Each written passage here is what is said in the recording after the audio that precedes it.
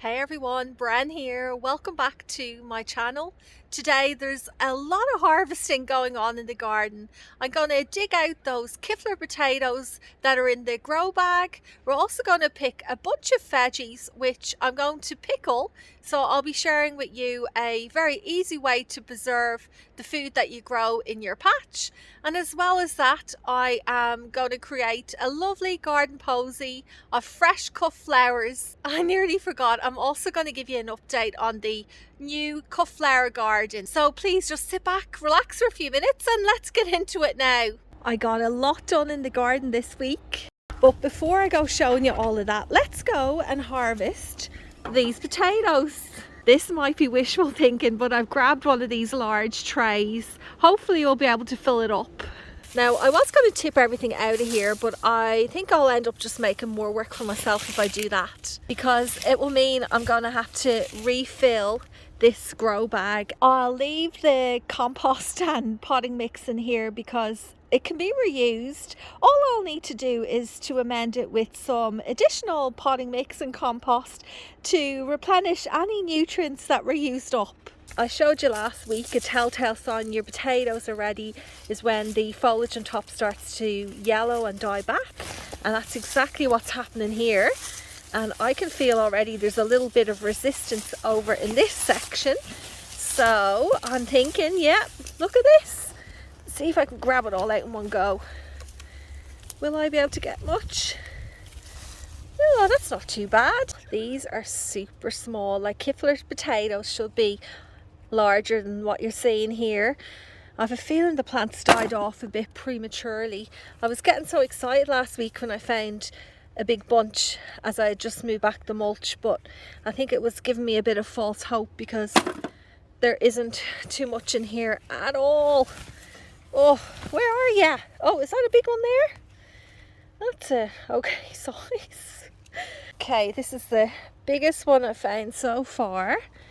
Pop it down in here, you can see that's probably your standard size for a kifler, maybe slightly larger than this. And there you go, the tiny baby ones beside it for comparison.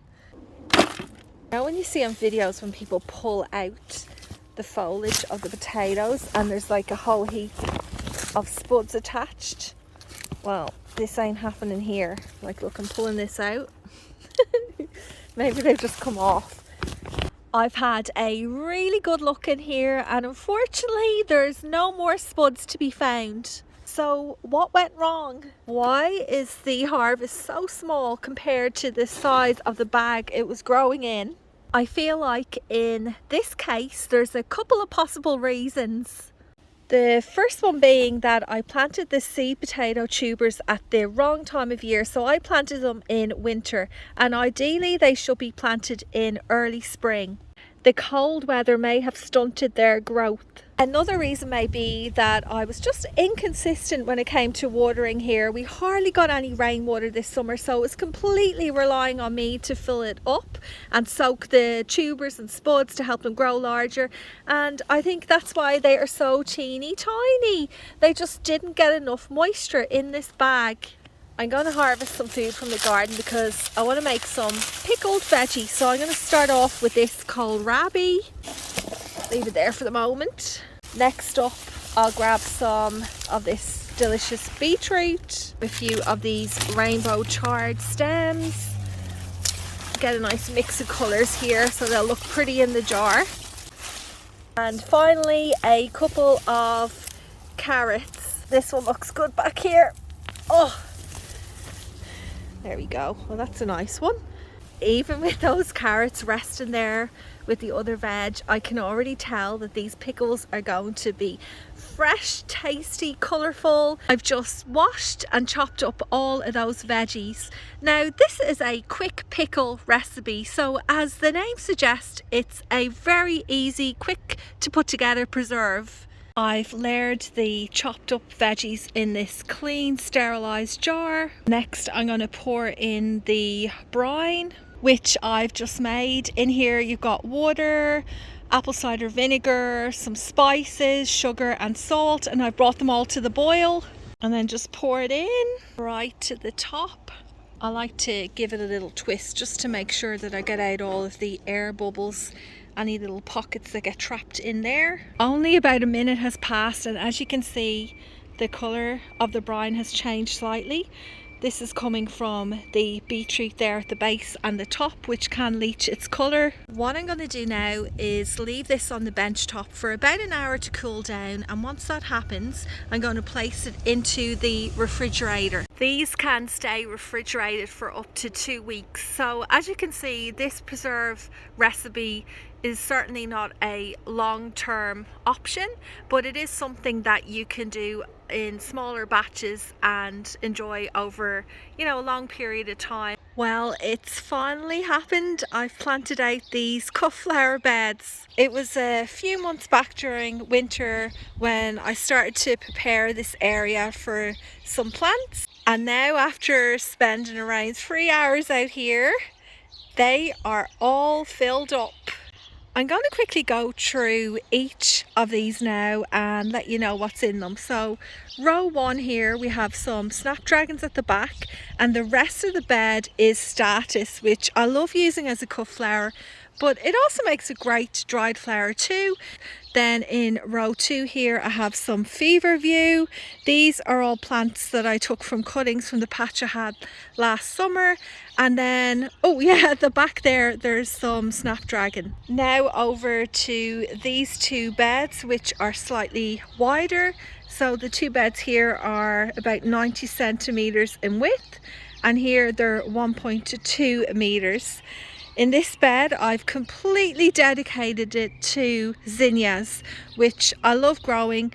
They do really well here in our climate. I've actually put these in quite close together, so there's 3 per row.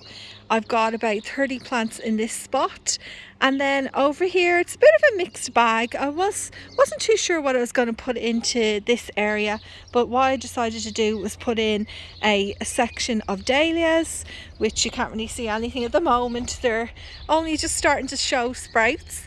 Then behind them I had some leftover zinnias, so I popped them in there. And at the very back I have a little patch of cosmos. The cosmos in here is a mix of white purity and a lovely red flower. I'll put the name up on the screen, I can't remember off the top of my head. And as you can see, some of the plants are quite visible, like these are the zinnia, while over there at the back where I put in the statice, they're still really tiny plants. I don't know how they're going to go. I put them in very, very small, but I do have some spares, so any of these that don't, you know, settle in, I'll be able to replace them with some more plants. So I would say in about a month and a half, we should start seeing a bit of colour, probably from this patch of feverview, but I'm hoping 2-3 months time, so I guess that would bring us to about January. This should be filled with a rainbow of colour. Look who's come over, the little birds. I'm sure they're going to dig out some of these plants. You may notice that I haven't set up any irrigation system yet, and that was one of the main reasons why I was putting off planting out this area, because I was thinking I want to have the irrigation down before I put the plants in. But I just made a decision today, I have to get these plants in, and maybe that's in a way going to motivate me to get the irrigation put in here a bit quicker. So I do have a tap over there. I'm going to put a timer on that, and I may just start off with a couple of sprinklers, and then eventually what I want is to have some drip lines running through these rows. So when I was putting the plants in, I was very conscious to try and keep the rows as straight as possible, because I want to make sure there's a nice clear path for the pipes, or I don't know, drip irrigation units that can come through here. We don't have a huge amount, but there are quite a few beautiful spring cut flowers in bloom at the moment.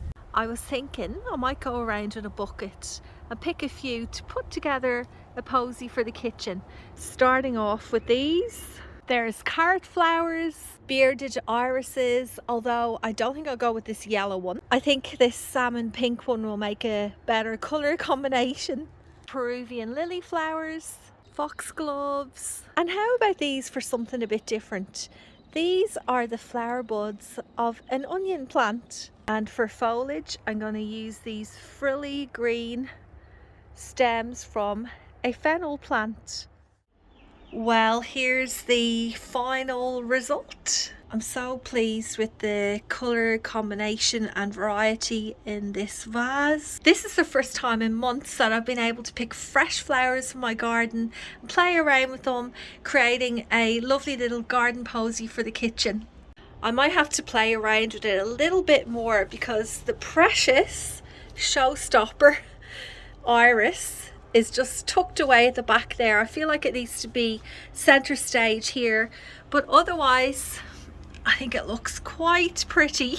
While some flowers do really well in a vase, others are best enjoyed out in the garden, like these frilly poppies. If I was to harvest these, they wouldn't last long in a bouquet at all. The petals would be falling off within the day. Well, it's almost time to collect my kids from school. If you enjoyed this video, please remember to subscribe. You can also give it a thumbs up, write a little comment. All of that helps to support my channel. Thanks for watching, everyone. Until next time, happy gardening.